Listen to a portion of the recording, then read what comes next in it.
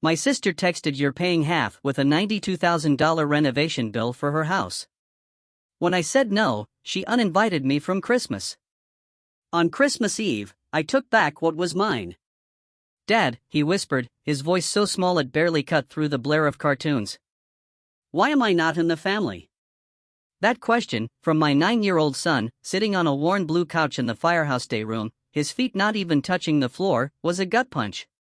It wasn't just a question, it was the shattering sound of everything I tried to protect him from echoing in that otherwise quiet room. I was supposed to be writing a report. Instead, I'd made the mistake of opening Facebook. And there it was, my sister Jenna's post. My parents' living room, all cozy and glowing, a Christmas tree sparkling, everyone squeezed together in matching plaid pajamas, smiling. The caption practically screamed, "Family first." Couldn't imagine Christmas without my people, every grandkid, every adult. And right there, in the middle, my mother holding Jenna's youngest, was a very clear, very empty spot. The spot where my son, Liam, should have been. Liam leaned into my side then, trying to see the screen better. He's 9, quiet, serious, the kind of kid who always asks before touching anything. I heard him counting faces softly under his breath, and then, he stopped. "Oh," he said, just that one syllable, so tiny it almost didn't exist. My throat went tight. My hands were already shaking from the text thread that had led us here, and now this. I scrolled, almost reflexively. Second photo, my parents holding a sign that read, "Renovation starts January 8th. New chapter for this home." Third photo, Jenna and her husband Tyler on the front steps with their 3 kids. Same driveway. And there it was, sitting in their driveway like it owned the place, the silver RAV4. The one in my name. Some part of my brain just clicked. Firefighter mode. That weird, icy calm that shows up on the worst calls. You see the wreck, but you step around the glass, and you do what you need to do. I hit comment. Asterisk nice. PS the car in your driveway? Mine. Tow truck in 10, asterisk my finger hovered for half a second. Then I tapped post.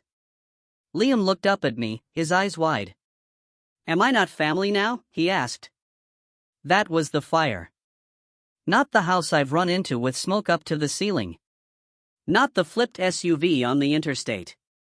This quiet kid, in a borrowed firehouse hoodie, asking if he even counted. I swallowed hard. You're my family, I told him, trying to keep my voice steady. And that's more important than any picture. He nodded, but his eyes stayed on that screen a second too long. My phone buzzed immediately. I locked the screen and put it face down on the table. Hey, buddy, I said, trying to inject some cheer. You wanna help me check the truck? We'll do our own Christmas tonight. He gave me a small smile. Can I ring the bell? Yeah, I said. You can ring the bell. My heart was pounding like we were already on a call as we walked out to the bay.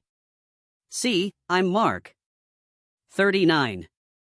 Firefighter and paramedic in Columbus, Ohio. Divorced, 1 kid, Liam. I work 24 on, 48 off at Station 14. When I'm not dragging hoses or riding the medic unit, I'm usually trying to be at every school concert and soccer game Liam has. My parents live 20 minutes away, in the same split level I grew up in. My younger sister, Jenna, lives 5 minutes from them with her husband, Tyler, and their 3 kids. If you asked my family to describe me, they'd probably say, Mark's the responsible one.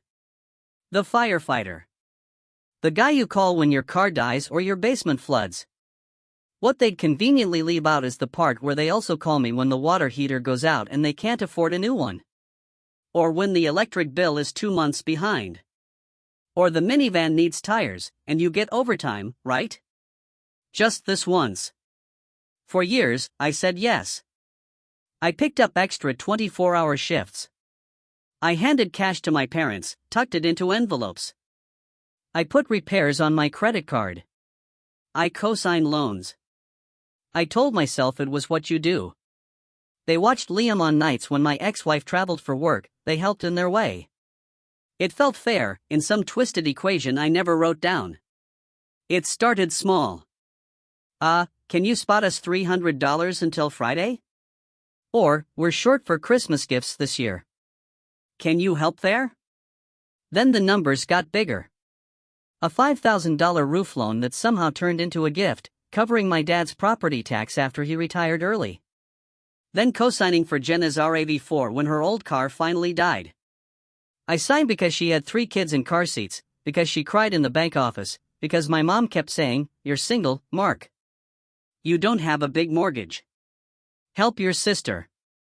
Liam was 6 at the time. The loan officer never asked where he fit into all this.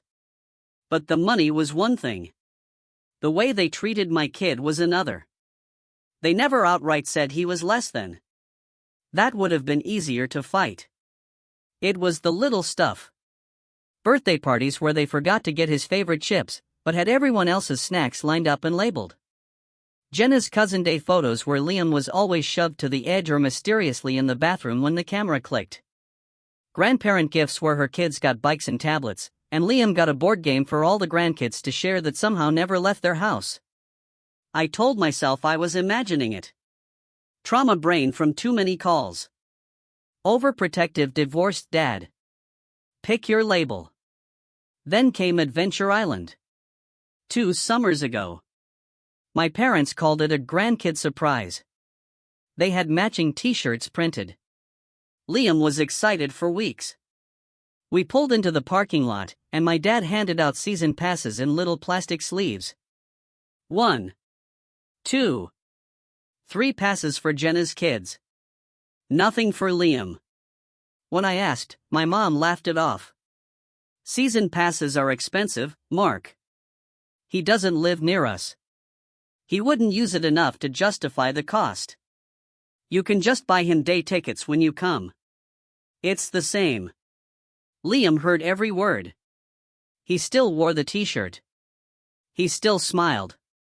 But on the drive home, he asked, "Why don't they want me around as much?" I should have drawn the line then.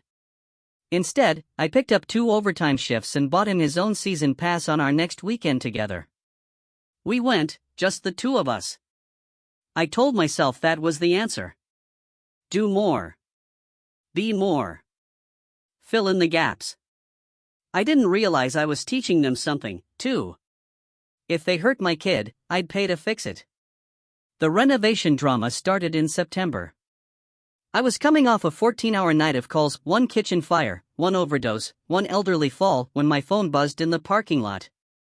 It was a screenshot of a contractor quote, $92,000 for a full gut renovation of Jenna's outdated kitchen and adding a multi-generational suite onto my parents' house. New floors, new cabinets, new bathroom, the works. Under it, Jenna had typed, "Good news. Contractor says we can start in January. If we pay half up front, we'll do $23,000. Mom and Dad will somehow scrap together $23,000. Mom says it's your turn to contribute. You make the most, so you'll cover the other $46,000.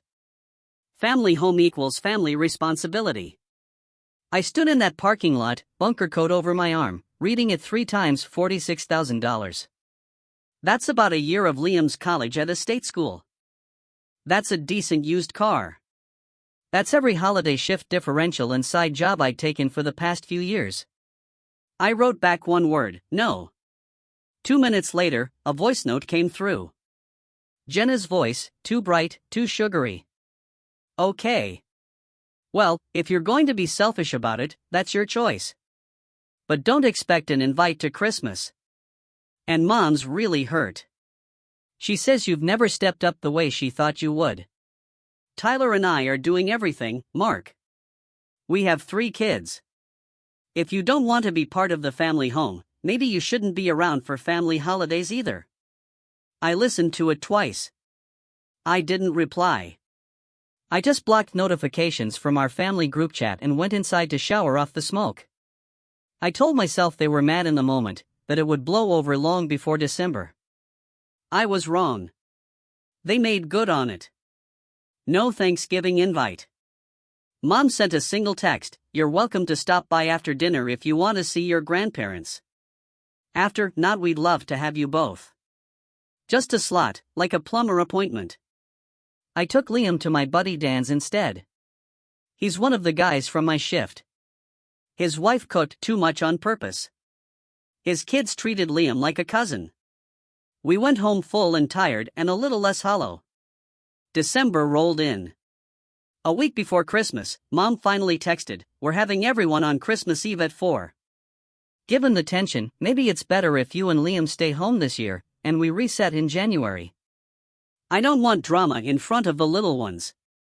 I stared at the line about little ones until the words blurred.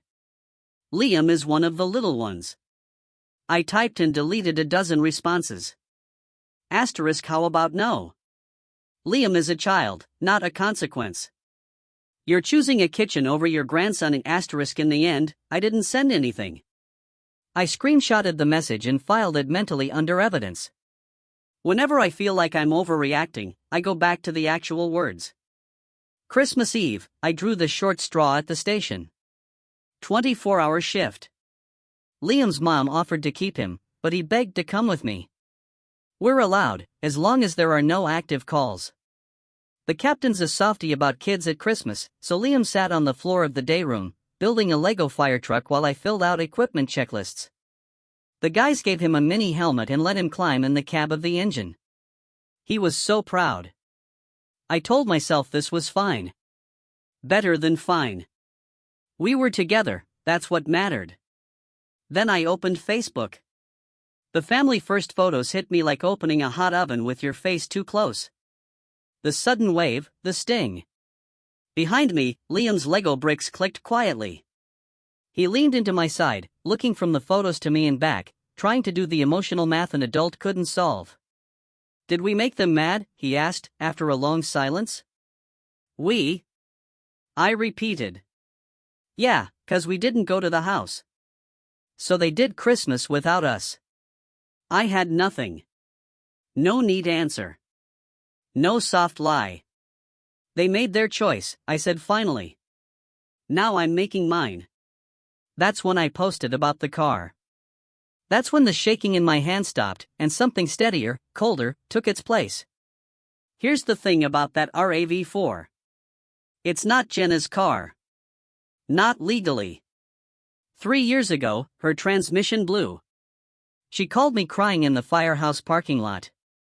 Tyler's hours got cut and the van's dead and the kids have school and I can't walk them 6 miles. Mark, please. I went with her to the dealership, just to look. We walked out with a 5-year loan in my name, with her listed as an authorized driver. She was supposed to transfer it into her name once their credit improved. I made the down payment $400 from my savings. She was supposed to send me the monthly amount, and I'd pay the bank. Sometimes she did. Sometimes it was, a little short this month, but we'll catch up after tax returns. I covered the gaps because defaulting would hit my credit, not hers. So, when I saw that car in the family first photos, sitting in my parents' driveway, at a Christmas my son had been disinvited from, something clicked into place. I couldn't make them love my kid. I couldn't force them to invite us. But I didn't have to fund their life while they erased him. I went to the watch computer, logged into my banking app, and opened the auto loan. I paid that month's installment. Then I hit the button to remove Jenna's access as an authorized user on the account portal. Next, I opened my notes, found the number for the tow company we use when a crash car needs moving off a scene. The owner, Mike, is an old friend from high school. We've pulled each other out of more than one mess. He picked up on the second ring. Mike's towing. Hey man, it's Mark from 14. Hey, brother. Merry Christmas Eve. You guys busy? Standing by for Santa-related chimney rescues, I said. I need a personal favor. I gave him the address, the make and plate, and told him exactly where the spare key was hidden in the magnetic box under the rear bumper. Is it a repo? He asked, a hint of surprise in his voice. Title's in my name, I said. Loans in my name. Driver's an authorized user who's no longer authorized. I'm asking you to move my vehicle off their property. I'll meet you at my place after shift and take it from there. He whistled low. Family, he asked. Yeah, you sure you want to do this today of all days? I looked over at Liam, kneeling on the floor, trying to fit a tiny plastic ladder onto the side of his Lego engine. He kept glancing at my phone like it might explode. Yeah, I said. I'm sure. All right, Mike said. I got a driver 10 minutes away. Consider it done. I hung up. My phone buzzed again. This time it wasn't social media. It was Jenna. Mark, take that comment down. You're embarrassing, Mom. Then another. Mom says this is cruel. It's Christmas Eve. Whatever you're thinking, stop. I didn't reply. I opened another app instead. For the past 5 years, I'd had my parents' electric and gas set up on autopay from my account. It started after my dad forgot to pay and got a shut-off notice. I told myself it was simpler to manage it myself. Less stress for them. A couple taps, and my name as the responsible party disappeared from both utility accounts. Next up, the $200 weekly transfer I'd been sending them for groceries. Cancelled. Then the shared cell phone plan with 4 lines that had slowly grown to 8, my parents, my sister, her husband, 2 of her kids with smartphones already. I called the provider. After the usual menu maze, a woman answered, "How can I help you today?" "I want to remove 4 lines from my account," I said. "Effective immediately. I'll pay off any remaining device balances on my card right now. They can open their own plan after that." She confirmed names and numbers. "Just to be clear," she said, "once I do this, they'll lose service right away." "I'm aware," I said. She hesitated. "Okay, I just need a reason for our notes." The TV in the day room played some car commercial with a bow on the hood. Liam made siren noises under his breath. "Budget change," I said. "I'm done paying for people who don't consider my son family." We got a call right as I hung up.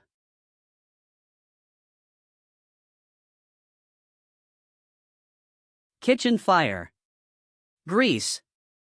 Small house. I pulled my gear on. Liam watched from the doorway, like I told him. Feet behind the yellow line, hands behind his back.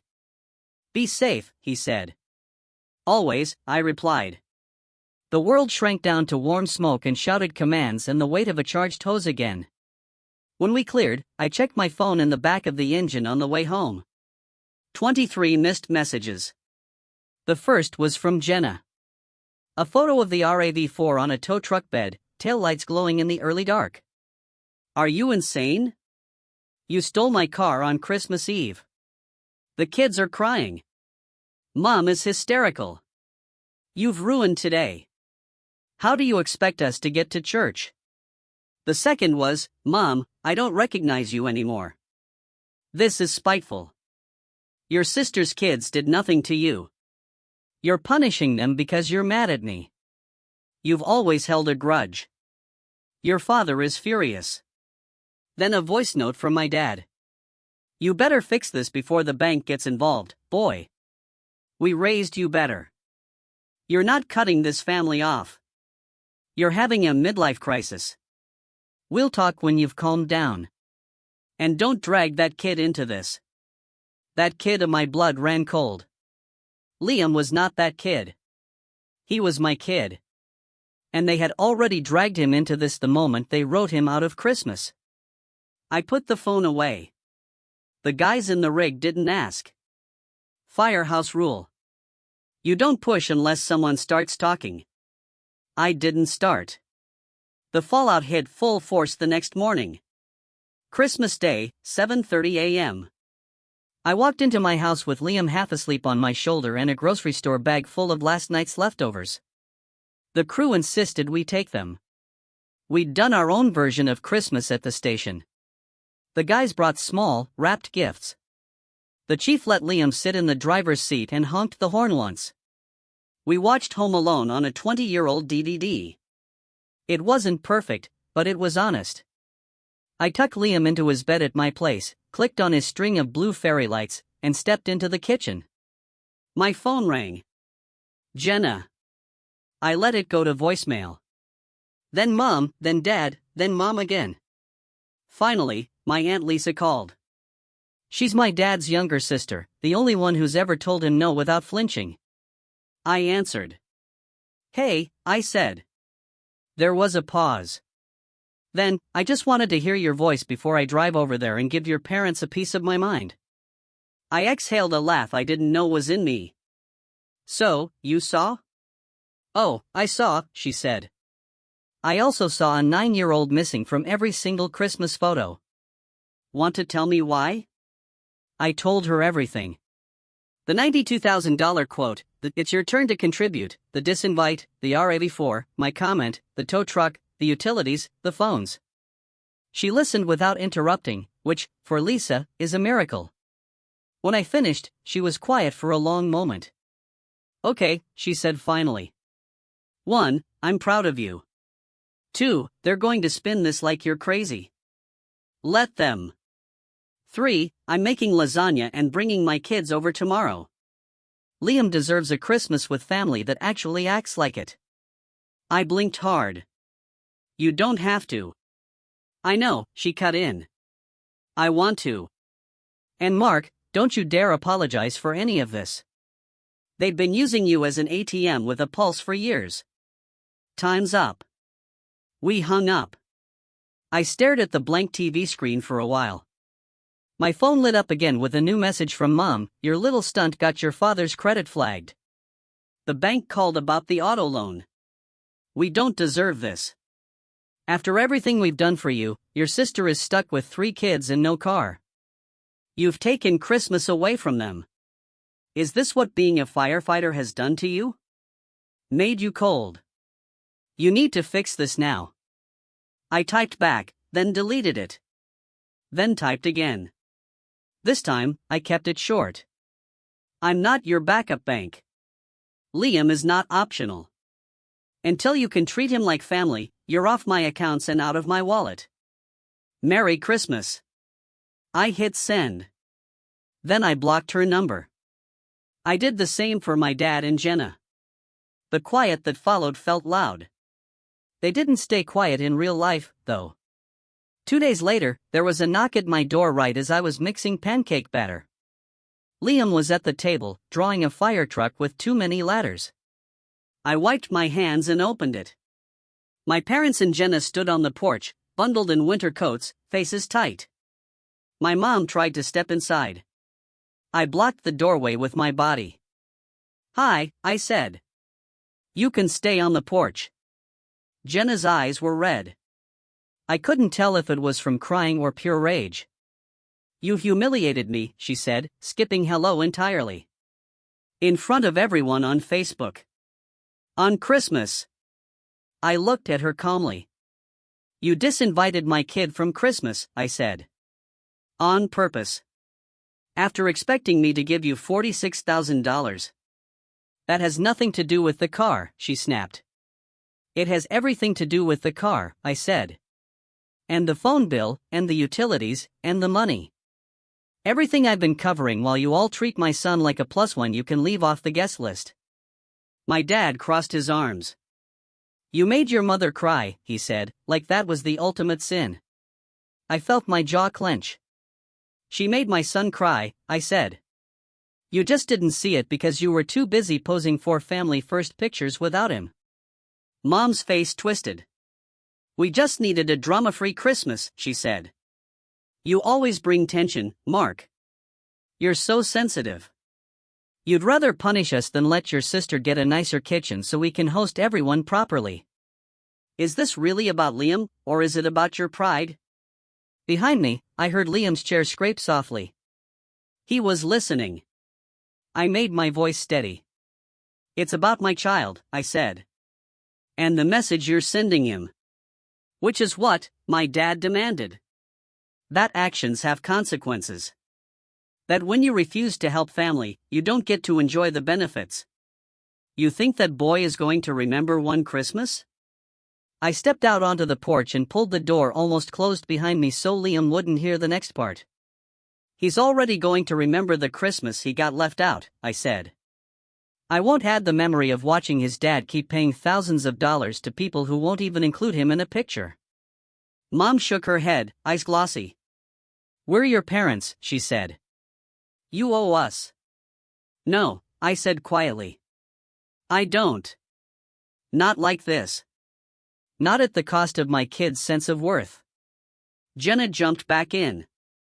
So that's it, she choked. You're just going to leave us stranded? We have one car now, Mark. One. How am I supposed to get 3 kids to school and Tyler to work? I have a suggestion, I said. You call the bank, refinance the loan into your own name, and come pick the car up from my driveway once it's no longer my financial responsibility. Until then, it stays with me. Her mouth dropped open. You can't do that, she said. That's cruel.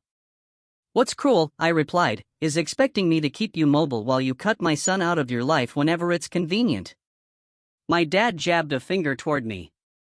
You'll regret this, he said.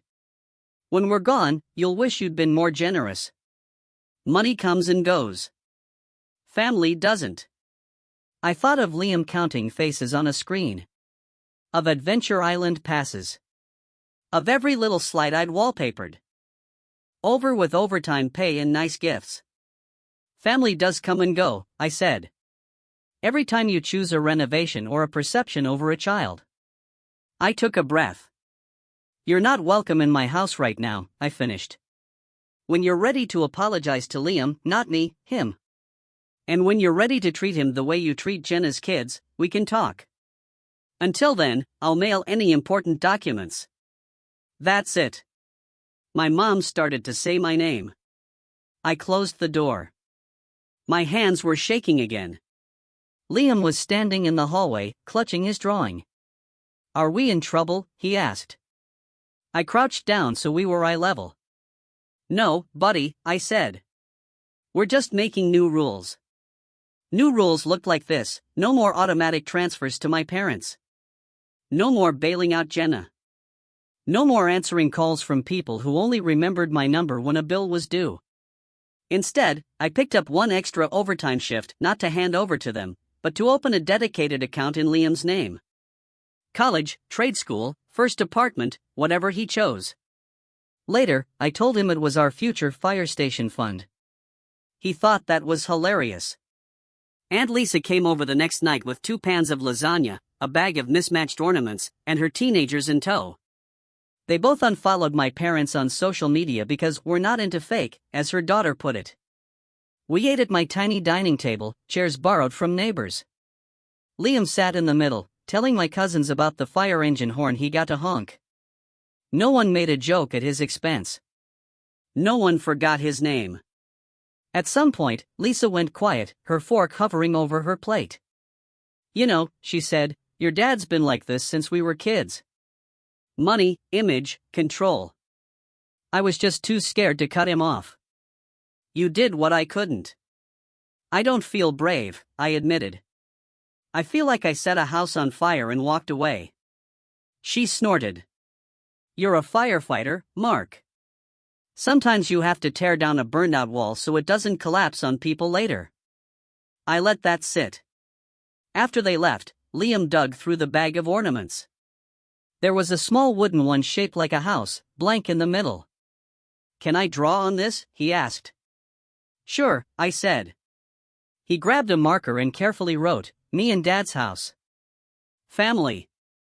Then he drew 2 stick figures holding hands and a tiny fire truck off to the side. We hung it in the very center of our tree. I'd like to say my parents had a change of heart quickly. They didn't.